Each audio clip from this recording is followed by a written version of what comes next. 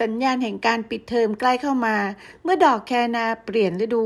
เมื่อสายลมเปลี่ยนทิศฤดูกาลก็เปลี่ยนไปดอกแคนาที่เคยบานสะพรั่งก็ค่อยๆร่วงโรยแต่การร่วงหล่นไม่ได้หมายถึงการสิ้นสุด